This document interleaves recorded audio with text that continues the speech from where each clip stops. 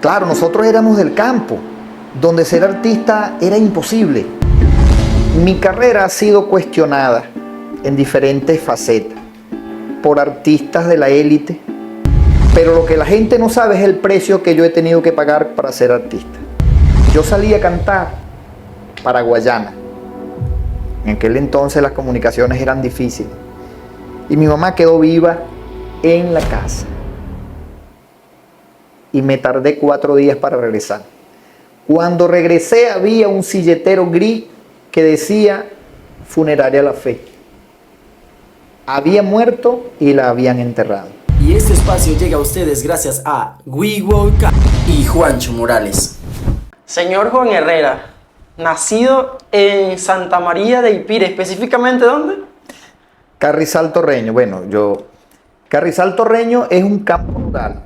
Es un campo rural que pertenece al municipio Santa María de Ipire. Mucha gente conoce a Carrizal Torreño a través de mis canciones y de hecho creen que es una ciudad con avenidas, Claro.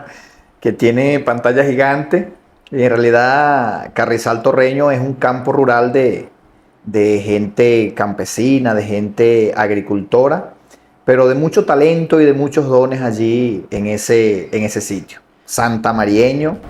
¿Sabe qué es curioso? Bueno, yo como joven y ahora seguidor de la música llanera, no es que toda la vida, pero ahora sí, he notado que la generación de usted o incluso antecesores de usted son los que vienen del campo, vienen de esos pueblos que podemos citar a Jorge Guerrero, a Reinaldo Armas y ahora a un Juan Herrera, que son estas personas que vienen del campo y yo podría decir que sus letras son vividas, porque usted vivió allí, usted tal vez vio cómo se ordeñaba una vaca, cómo se montaba un caballo, y no quiero decir que la generación de ahora no, pero algunos vienen de ciudades y como que los toman a ustedes de referencia.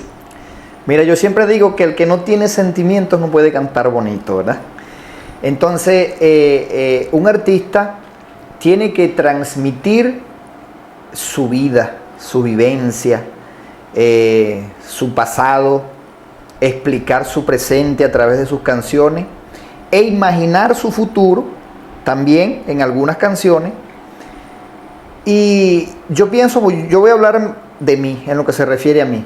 Yo tengo mucho que contar. Hay muchas cosas. Yo siempre digo en muchas de las presentaciones mías que cada canción es un pedazo de mi vida.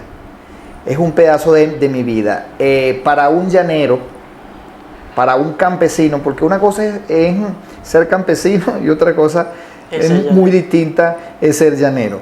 Entonces hay tantas vivencias que uno puede contar, costumbres de uno el llanero, que de hecho hay partes, hay una generación venezolana que no conoce algunas costumbres llaneras. Y entonces uno se encarga de que no muera. No sé si se ha dado cuenta que en algunas de mis canciones yo digo palabras coloquiales. Por ejemplo, no cantes más paraulata. No cantes más paraulata, deja las cosas así. Una vez en una manga, en Paracoto, me preguntó un joven nuevo, amante de la música llanera, pero citadino por su característica. Y me dijo, señor Juan, ¿no se dio cuenta cuando estaba grabando la canción que se equivocó? Y dijo así. Entonces yo no hallaba cómo explicarle esa típica frase del joropo que dice que en el joropo todo se vale. Ajá, bueno, pero en realidad no es una frase que uno se inventa, ¿verdad? Es un lenguaje, era el lenguaje de nuestros ancestros, ¿verdad? El lenguaje, bueno, que no aparece hoy día en los diccionarios ni en la Real Academia, pero era un lenguaje con los que se comunicaban nuestros ancestros, nuestros abuelos. Y eso existió, eso era real, era una forma de comunicarse. Y yo creo que es parte del folclore venezolano, porque eso es algo que es de uno, que es de nuestros abuelos. Correcto, mira, hay una palabra que lo mencionaba mucho mi abuela en el campo. Y yo nunca la llevé a una canción, bueno, hasta el momento no llevé esa palabra a una canción, que era la palabra péndolas. Ella me decía cuando yo estaba muchacho y cuando me mandaba, ella barriendo el patio y me mandaba a recoger la basura. Y entonces, bueno, yo por allá silbando, viendo a ver si el tiempo pasaba y lo botaba ella. Y me decía, mire muchacho, busque péndolas de botar la basura. Quería decir manera, o sea, busque manera, o sea, busque la forma de botar la basura. Era péndola, y de hecho se la escuché a muchos personas de la edad de mi abuela, hoy día desaparecida, pero que era el lenguaje de hace 80, 90 años. Y todos se comunicaban. De hecho, yo conozco todavía personas que dicen asina. Bueno, imagínate. Asina. Entonces no es un costumbre, es que nosotros hemos perdido esa cultura, y yo me he encargado a través de mis canciones de que no se pierda, para que las nuevas generaciones sigan manteniendo esa venezolanidad. Ahora que me toca el nombre de su abuela y vemos que es algo un poco más familiar, ¿qué significado tienen para usted estos nombres? Juan de Dios Herrera y María Josefina González. Bueno, mira, los dos pilares de mi vida, mis padres, Dios los tenga en su santa gloria, ellos siempre fueron el inicio de mi carrera. De hecho, ellos me ayudaron a ser soñadores. Porque iniciaste desde muy pequeño. Claro, nosotros éramos del campo, donde ser artista era imposible. Difícil no, pero era imposible. Nosotros vivíamos de la agricultura. Nosotros comíamos y estrenábamos porque mi padre trabajaba su conuco, ¿verdad? Ahora, de allí a ser un artista, era como que yo quiero hacer un club en la luna, para llevar a Víctor allá, quien quita se quede. Víctor es el artista mío, yo le tengo mucho cariño, una persona muy especial. Era muy difícil, era como imposible, y yo les decía a ellos, nosotros teníamos un grabador en la casa en aquel entonces, un grabador que tenía la corneta por un lado, y por el otro lado no tenía corneta, sino donde metían un cassette. Y había un programa de radio muy famoso, de Valle de la Pascua, una emisora muy famosa, AM, y en las tardes salían esos grupos. El programa se llamaba Llanerías, recuerdo. Y yo me quedaba viendo la corneta, imaginándome las personas que estaban cantando. Y yo le decía a mi papá que yo algún día iba a cantar y a salir por esas cornetas. Mi voz iba a salir por esas cornetas. O sea, imagínate tú lo inocente, pues. En aquel entonces ni siquiera me imaginaba, mira, yo voy a estar en el teatro. Estamos hablando de los años 90, 80. Estamos hablando como del 92. Yo soy del 80. O sea, yo no me imaginaba en ningún momento yo voy a estar en Super Sábado Sensacional en horario estelar. No. Yo voy a cantar en el Teresa Carreño.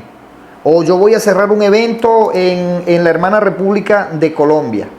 Logros alcanzados hoy día. No, yo quería era cantar por esa radio.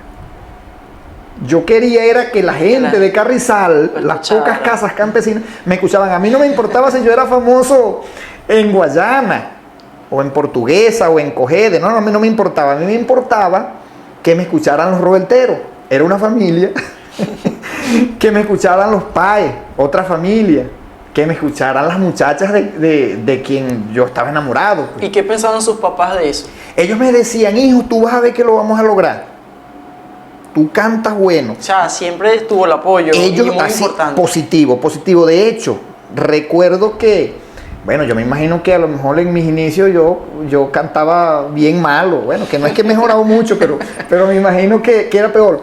Porque en las fiestas, en las galleras campesinas, mis hermanos comenzaron a ser músicos, tocaban guitarra y tocaban cuatro, y cantaba la gente campesina. Y yo recuerdo que yo cantaba una o dos canciones, y cuando la canción terminaba yo escuchaba el aplauso de dos personas, pac, pac, pac, pac, las manos, o sea, muy feo un aplauso de dos o tres personas, pues. Y en lo que levantaba la mirada era mi mamá y mi papá los únicos que me aplaudían. O sea, yo desde siempre para ellos fui artista. Y recuerdo también que cuando ya mis sueños se comenzaron a hacer realidad, yo les dije, mira, yo pienso que ya es hora que vamos a grabar.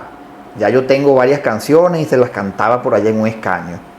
Le decía, mira, esta canción, yo sé que en un cassette se graban 12 canciones. Yo tengo 13 por sí. Ya, en ese tiempo eras cassette. Era cassette y eran 12 canciones, 6 canciones por un lado y 6 canciones por otra. Y yo decía, bueno, por si alguna canción no reúne las condiciones, bueno, metemos otra. Yo tenía 13 canciones. ¿Y cómo vamos a hacer nosotros para los reales de la grabación? Porque la casa se sustentaba, la comida de la casa y la ropa para los muchachos con un conuco que había que alcanzaba, era para eso. No se podía sacar de ese presupuesto, ellos eran de hecho buenos administradores, no se podía sacar de ese presupuesto para una grabación porque entonces quedaba chucuto o los pantalones de un muchacho o la arepa del otro. Ellos me dijeron, mire hijo, este año vamos a hacer un conuco adicional. Ese conuco adicional va a ser para la grabación suya. No, chicos, yo corté el garabato en invierno y amolé los machetes y tenía la penilla. Yo recuerdo que cuando comenzamos a talar el monte, la gente que conoce de cómo se tumba un conuco sabe lo que estoy diciendo cuando digo talar el monte. Viniendo de la laguna en un burro, me tumbó corcoviando y se me fracturó la mano derecha, esta muñeca. Se me fracturó en el momento que íbamos a comenzar a trabajar el conuco. Yo estaba tan animado porque me interesaba, porque era para la grabación mía, que aprendí a trabajar con la mano zurda. Imagínese. O sea, yo con la mano ahí amarrada, porque ni siquiera enyesada en el campo, eso era lo que llaman cabulle tornillo. Y yo dije, no papá, yo voy a ver, algo hago con la mano zurda. Aprendimos a trabajar. El conuco fue una bendición, cargó muy bueno y nos vinimos a grabar a presentarle pues el proyecto musical a una persona que le tengo mucho cariño, que hoy día de pronto creo que va a ser homenajeado, maestro de maestros, don Benjamín Díaz. Y le trajimos medio saco de caraota pintada y frijol bayo y eso. Y mi mamá le dijo en vida, él siempre me recuerda eso, le dijo, mire don Benjamín, por aquí venimos, este muchacho mío empeñado a cantar, ¿qué dice usted? ¿Será que votamos los reales o que? Entonces el maestro Benjamín, no, ese muchacho va a llegar lejos. Y él me dijo, don Benjamín Díaz, ojalá ustedes tengan la oportunidad de estar vivos cuando él esté en su momento. Yo dije, de repente el maestro Benjamín lo está diciendo porque se quiere ganar los reales de la grabación. Mira, dicho y hecho. ¿Cómo me gustaría hoy que mi vieja madre, mi viejo padre estuvieran vivos y que yo pudiera llevarlo a un concierto donde hay tantas personas que me aplauden para que ellos vean realizados también sus sueños? Y que trabajaron por eso. Sí, señor, es verdad. Cuando usted me habla acá de esta primera grabación, ¿ya estamos hablando de un Juan Herrera que tenía una carrera artística o estamos hablando de un Juan Herrera que estaba en los festivales porque se conoce que usted empezó como contrapunteando, pues? No, estábamos hablando de un Juan Herrera soñador, que ante los medios, era nada, era nadie. Yo grabé con don Benjamín Díaz y grabé en cassette y logramos llevar esa grabación a 2 emisoras nada más. O sea, yo pensé Aquí en Valle de la Pascua. Aquí mismo en Valle de la Pascua. Yo pensé que esas 2 emisoras era toda Latinoamérica. Claro. Pues, o sea, al fin y al cabo, ¿qué me importaba en cuántas emisoras sonara? A mí me importaba era que sonara en la emisora que se sintonizaba allá. En el pueblo. En el campo, en Carrizal, que salía por el reproductor pequeño. Yo quería escuchar era por esa corneta. Luego que yo hago esa grabación, recuerdo que Palminio Hernández, en aquel entonces famoso y pegado, en una fiesta llanera campesina, él me oyó contrapunteando con alguien y me dio un consejo que yo creí, pues, le creí esa sugerencia que me dijo. Me dijo, Juan, antes que vuelvas a grabar deberías de dar un recorrido por los festivales como contrapunteador, que eso te va a servir de trampolín para hacerte más conocido. Vas a poder conquistar un público mucho más grande. De pronto me estaba hablando del estado Guárico nada más. Y bueno, es divertido, te vas a hacer conocer. De pronto, si eres bueno, te puedes hacer famoso. Y yo le dije, bueno, ¿por qué no? Pues lo primero que le pregunté, ¿pero sale uno todos los fines de semana? Sí, ¿cómo no? De jueves a domingo. Yo le dije, listo, pues. Y comencé a entrenar, a contrapuntear con un primo mío, allá en Carrizal. Nos íbamos a cortar leña y eso era contrapunteando. ¿Qué edad tenía usted más o menos en esa época? 17 años, Un chamito. 18, un chamito, con ganas de comerme al mundo. Y eso era contrapunteando con el primo mío en la laguna, en los caminos, en el conuco, trabajando. De hecho, el que debió salir a contrapuntear debió ser él. Porque yo, a pesar de ganar casi todos los festivales en Venezuela y en Colombia, cuando entrenaba con el primo mío, siempre me ganaba él. Él era el que me ganaba, de hecho, él era el mejor pues en eso. Pero le tenía mucho miedo escénico. Cuando agarraba un micrófono, no, el hombre se le iban todos los versos. Entonces, así inició Juan Herrera como contrapunteador, y hasta que, bueno, en el 2006, porque fíjate, el último festival que me tocó ganar fue el festival más cercano, el festival grande de los guariqueños, que es la Panoja de Oro. O sea, yo había ganado cualquier tipo de festival y Pero dije, no este. pero no este. Ya había venido a la Panoja antes de ganarlo. No había participado en la Panoja. Yo participé en la Panoja en el 2006. Y dije, si gano la Panoja, este es el festival de yo retirarme. Ya yo quería grabar. Quería grabar. Quería pasar. retirarse como festivalero. Como festivalero contrapunteador. Y ya quería ir a grabar un pasaje. Yo quería grabar Quería irse más a lo solista.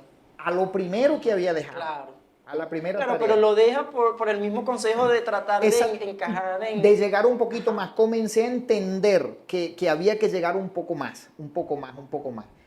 Cuando estoy en ese proceso de retiro de los festivales, me dice una mujer vallepascuense, Magdalena Díaz, la corocora del llano: Juan Herrera, necesito que grabemos un contrapunteo, pero un contrapunteo que no sea una guacharaca, ni sea una quirpa, ni sean los ritmos de música, de joropo común. Comunes.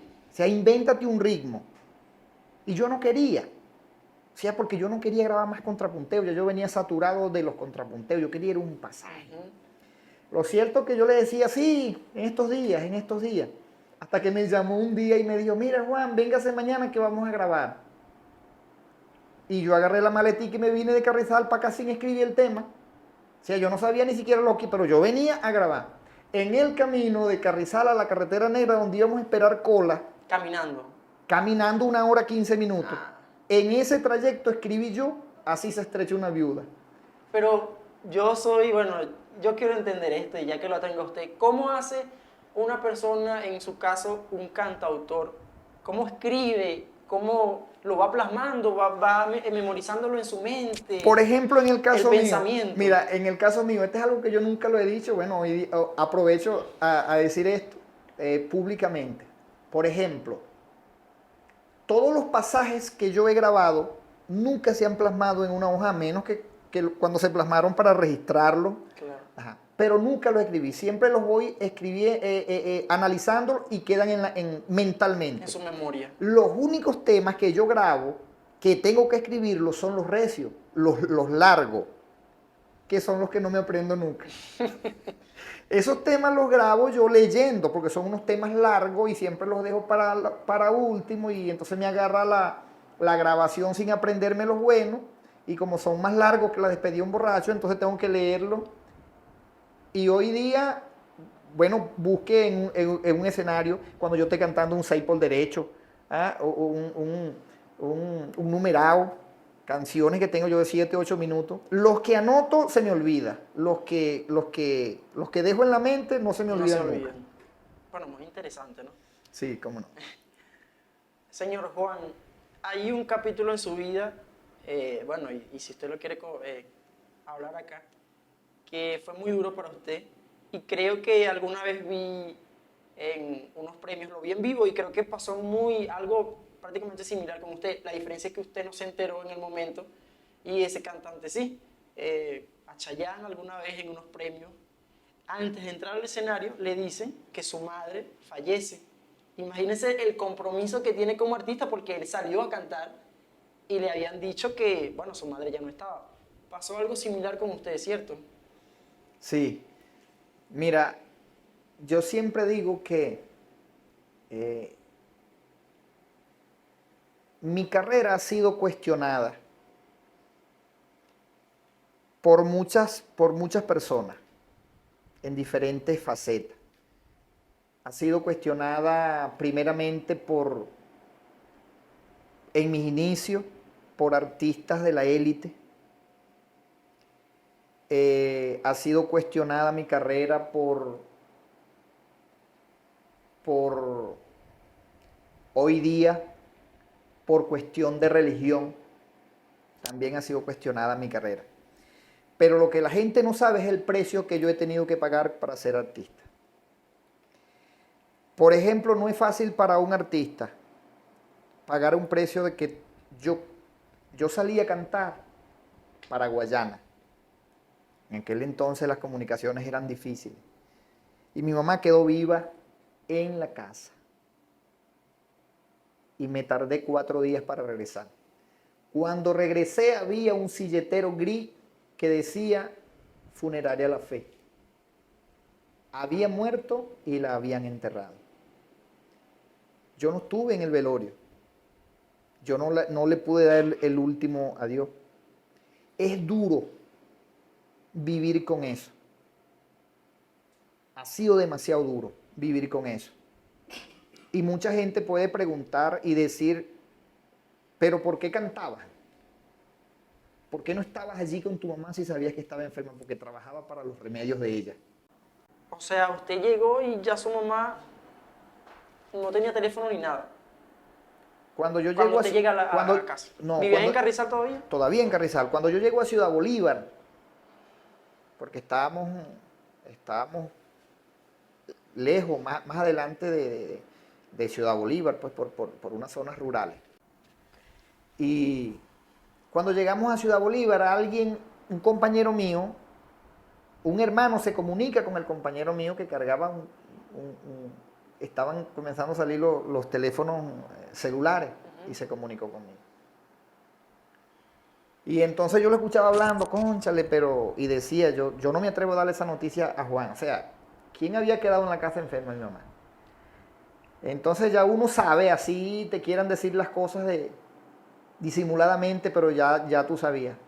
6 horas que continué viajando, fueron ya había cantado, ya había hecho lo que ya iba a veníamos hacer. de regreso, claro. Ya veníamos de regreso. Fueron las 6 horas más eternas que yo he podido vivir y sufrir. Y hoy día yo le doy gracias a Dios por... Ella siempre quería la felicidad. Ella siempre tenía una palabra bonita para mí. Ella siempre me apoyó. Yo digo que hoy día... De alguna manera, antes de que ella muriera, sí lo vio a usted en un escenario. O sea, ya usted se había montado en un escenario, ya había ganado Panoja, ya, ¿sí? Sí, yo la llevé a conocer el estado Apure. Cuando yo era festivalero, yo salía y yo todo el tiempo llegaba con el premio del primer lugar. Y antes de llegar a la casa había como una lomita allá. Y cuando yo venía llegando a la casa, mi mamá acostada en un chinchorro allá. Y levantaba la cabeza y me hacía así. Como que, ¿Qué había pasado? Y le levantaba yo el trofeo, me hacía. Yo sabía, hijo, que tú ibas... O sea, con ese optimismo, pues, ¿verdad? Y a veces que había unos festivales que yo ganaba un segundo, que no debería ser, y entonces nosotros nos poníamos ahí, tú sabes, dolidos, ¿no? ¿Alguna vez llegó a ir un jurado vendido, y entonces nos dolía, pero que siempre mi mamá fue una persona que quiso lo mejor para mí. Y bueno, uno no conoce los designios de Dios, pues a veces. Y a veces creo que mi mamá no quería verme en ese momento cuando murió, cuando el velorio, cuando es algo. Sí, y también Y porque entonces, hablamos de que son varios hermanos, son 7, 8 hermanos. 7 hermanos. 7 hermanos en total. 7 hermanos en total. Hoy día, bueno, cuento con el apoyo de todos ellos. Y usted era muy cercano a su mamá. Imagínese, yo viví con mi mamá prácticamente toda mi vida. Toda mi vida yo vine, después que mi mamá muere y la familia se separa un poco, es donde yo vengo a comprar una casa. Porque yo vivía todo el tiempo con ellos en la casa montonera, pues porque ya eran unas personas que o sea, tenían que haber un hijo ahí, pues que... Y yo era muy mingón, yo tenía 12 años y todo, yo enamorado en el caserío de 12 años, dormía con mi papá todo bien en Chinchorro.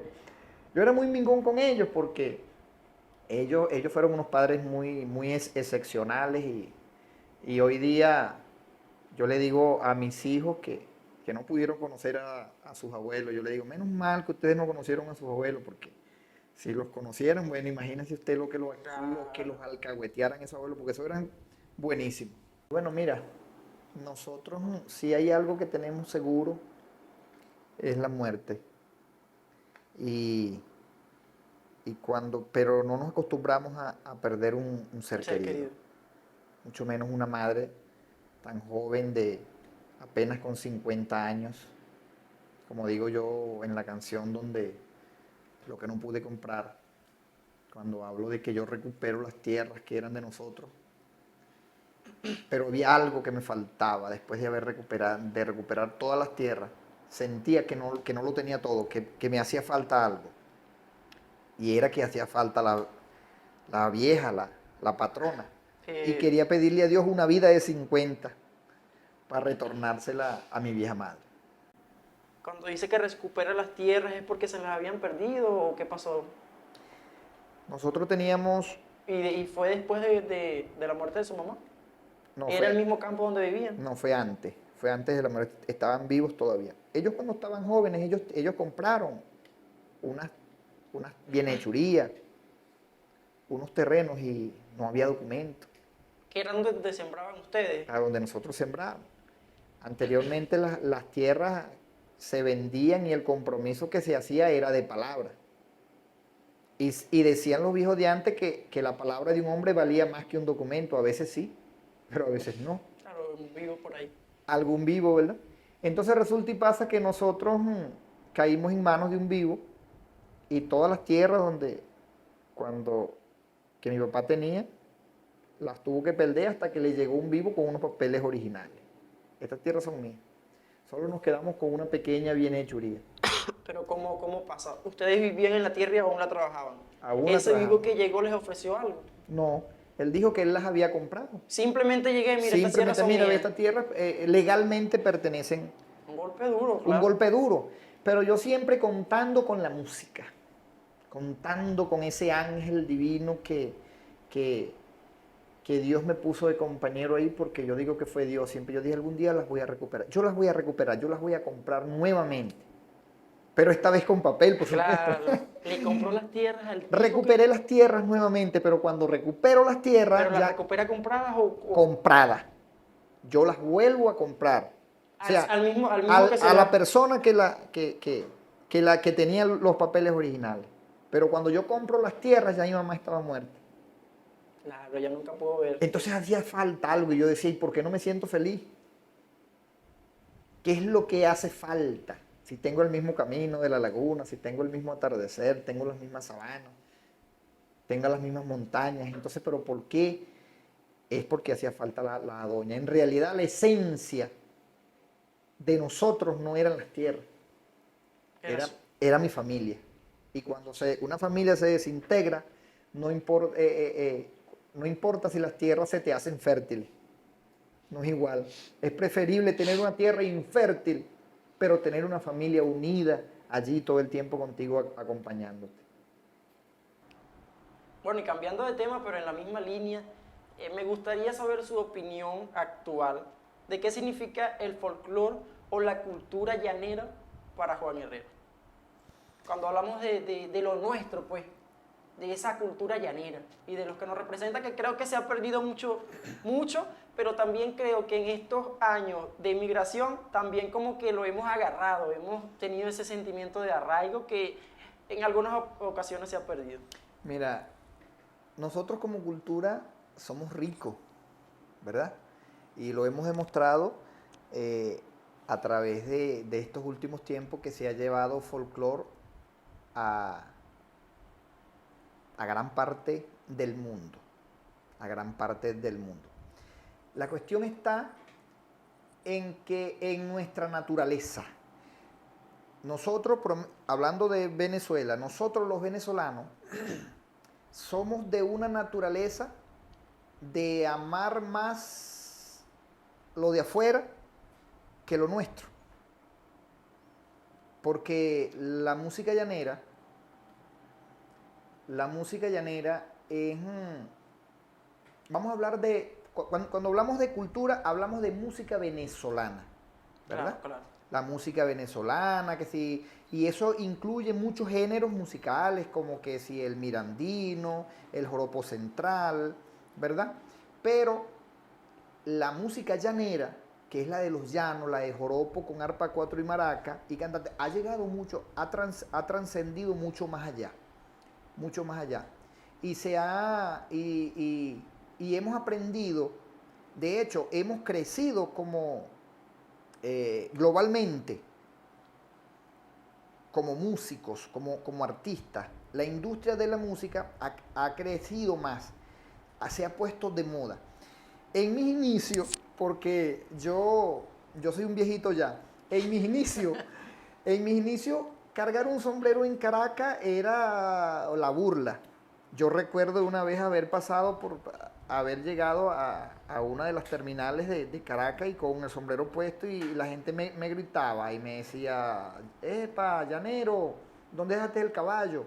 Algo así, ¿verdad? Hoy día, el Teresa Carreño es lleno con un evento de música llanera. No. Igual, y muchos citadinos hoy día son coleadores, Sí. cargan Claro. su sombrero. Por eso le decía que tal vez la generación de usted y la anterior a usted, que fueron los pilares de la música llanera, eran los que se conocían como, no sé, cantantes, como los que escribían, pero ahora vemos muchos cantantes, digamos que vienen de la ciudad, pero se han empapado de los llanos guariqueños, apureños, barinas, y bueno, están defendiendo el folclore incluso por las redes sociales, que tal vez algunos no se han adaptado, Mira, pero otros sí. lo que pasa es que hay cosas que no se pueden decir con nombres, ¿verdad? Pero, por ejemplo, yo tengo muchos colegas, tú nos ves en una tarima a 8, 9 cantantes, 10 cantantes de la élite, en tarima y tú escuchas nuestras canciones y tú crees que ya somos llaneros todos, ¿verdad? Hay muchos de esos artistas que tienen canciones pegadas y son llaneros. Hay que montarlos en un caballo con una retroexcavadora, hermano. No, por eso, claro, yo tampoco digo los nombres. Porque Eso es una gente que lo meten en claro. un corral y se salen en una carrera. Eso le tienen miedo a una vaca. Entonces, por eso mismo. Pero es bien bueno, ¿verdad? Porque a través de ello se está comenzando a conocer cultura que no se conocía. Hay mucha gente. Los otros países creen que Venezuela es solamente el centro del país, Caracas, Valencia, Maracay. Es necesario que la gente sepa que Venezuela tiene muchos estados llaneros y otros que no eran llaneros, pero ya son casi como llaneros, ¿verdad? Que se ordeña una vaca cantando, que se hace un queso. Hay mucha gente que cree que el queso lo siembran. Y el queso viene con un proceso de mucha gente de buen corazón. Por ejemplo, yo también vengo del campo, del llano. Hay mucha gente, claro, no es la idea, ¿no? Ajá. Pero es algo común. Hay mucha gente que cuando ve un queso que tiene un gusano, dice, oye, ¿pero qué es eso? Y yo digo, oye, vaya una quesera, vaya una finca. Aquí le dicen finca, de donde yo soy, de Santa Rita de Manapire, es una quesera. Y yo veo el queso y muchas veces tiene el gusano porque es algo que es común, porque eso se crea en medio de la sabana. Es la misma bacteria del Claro. queso, pues, o sea, no es un gusano como tal asqueroso, Exacto, pues, es exacto. un gusano de... Pero que pasa mucho que cuando una persona Ajá. de la ciudad ve eso, dice no. Bueno, pero el que no sepa de eso, hay que explicarle. Un queso sin gusano es como un jardín sin flores. ¿Verdad, Víctor? Bueno, ya para terminar, pero antes de terminar le tengo otra pregunta y ya con esta, bueno, viene la última. ¿Cómo, porque veo que en medio de la conversación me nombró usted la religión? ¿Cómo lleva usted esa parte religiosa con la música? ¿En qué cree Juan Herrera? Bueno, yo voy a decir la palabra que dice todo el mundo. Yo creo en Dios. Tú le preguntas a 100 personas o a 1000 personas, vamos a poner un número grande, porque estamos hablando de grandeza. Tú le preguntas a 1000 personas y bueno, 999, porque vamos a meter un loco, te van a decir que creen en Dios, ¿verdad? Y bueno, todo el mundo tiene su concepto y se le respeta. Yo en lo personal he indagado un poco más allá, me he apasionado un poco más allá, he estudiado, he averiguado un poco más allá. Y entonces, bueno, cualquier cosa que yo diga no pesa, ¿verdad? Lo digo en lo que se refiere a mí, en lo que me rodea a mí. Claro, y Un es su Dios, criterio. cualquiera persona te puede decir que cree en Dios. Yo le preguntaría, ajá, pero ¿cuál Dios? ¿De qué Dios me está hablando usted? Porque si usted sabe que usted sabe que existe, yo soy cristiano. Cristiano es, hay muchas iglesias que son cristianas, pero cristianas ¿qué? Cristiana evangélica, cristianas católicas, cualquier iglesia que tenga que ver con Cristo es cristiana, pero hay muchas que andan juntas pero no revueltas, ¿verdad? Bueno, ya eso es otra historia. Pero el Dios que yo le sigo es Jehová de los ejércitos, el Padre de Jesucristo, que vino a la tierra como hombre, hijo de María, el que crió María y José. Ese es el Dios. Pero el que es satánico también te va a decir que cree en Dios. Y si le preguntas cuál es el Dios de los satánicos, es el diablo, es su Dios. Cuando una persona se endiosa en algo, ese es su propio Dios. Hay personas que usan el teléfono todas las horas del día más una que se inventan. Esa es una persona que no tiene relación con ningún tipo de Dios. Su Dios es su teléfono. Hay que tener mucho cuidado en eso. Y bueno, y saber aprender a saber cuál es el Dios porque como hay tantos dioses, según las religiones, entonces bueno, nosotros aprendimos a ser comerciantes, ¿verdad? Entonces bueno, ¿cuál es la inteligencia? Quedarse con el Dios que más nos ofrece, ¿verdad? Por ejemplo, el mío me ofreció la vida eterna, ¿verdad? Me ofrece darme la mano el día que yo me caiga. Me ofrece salud porque Él es el médico por excelencia. Me ofrece mantenerme un hogar unido porque Él restaura, ¿verdad? Él me dice que la peste no llegará a mi casa. Me da valor. Me dice que pasaré por valles de muerte, que caerán 1000 a mi derecha, 10.000. Y me dice que todo lo puedo en Él, que me fortalece.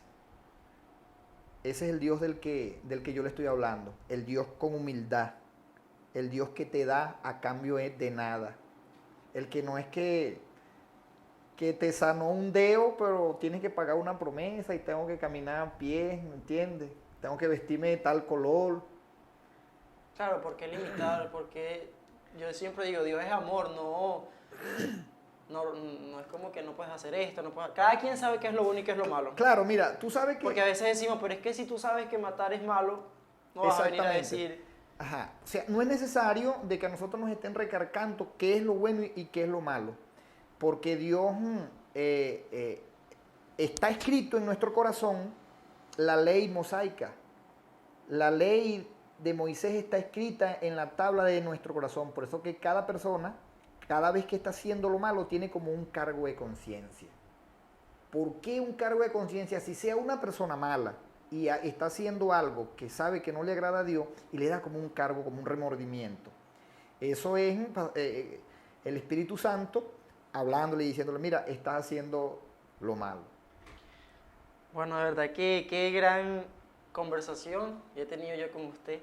Y vamos a despedir esta entrevista, primero con un mensaje a esa generación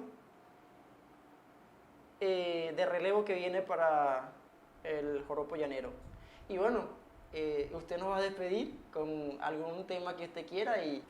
Claro que sí. Mira, el mensaje para la nueva generación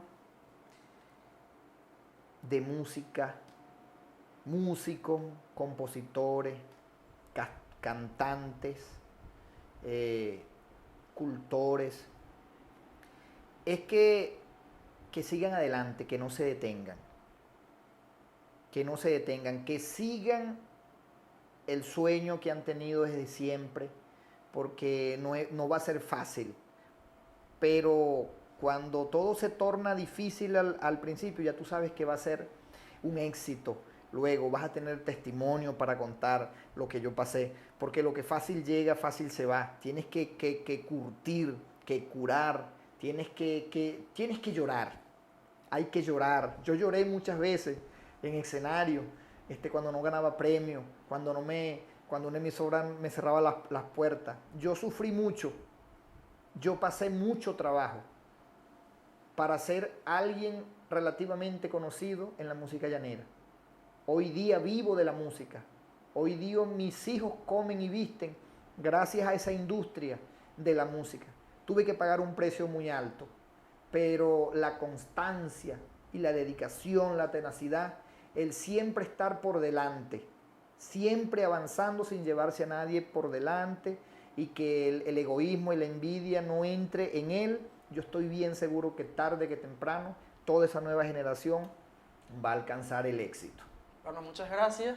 Gracias a usted.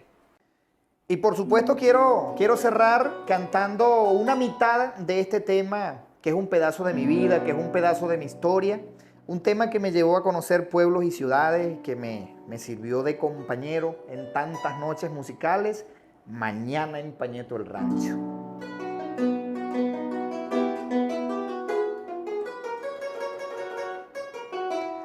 Mañana en Pañeto el Rancho, con barro y con gamelota, porque en la pared del frente, pues la de abajo está rota, y cortaré en la menguante una cumbrera largota, porque la que había anterior se pudrió con una gota. Quiero ver en el conuco unas patillas grandotas, las matas de maicariaco enredadas con caraota, el tronco negro del centro donde estaba una guanota, y alguno que otro bachaco caminándome en las botas. Le voy a cerrar la herida al rancho viejo que de lejos se le nota. Algún día voy a ponerle el piso de terracota y en la pared del recibo una ventana grandota.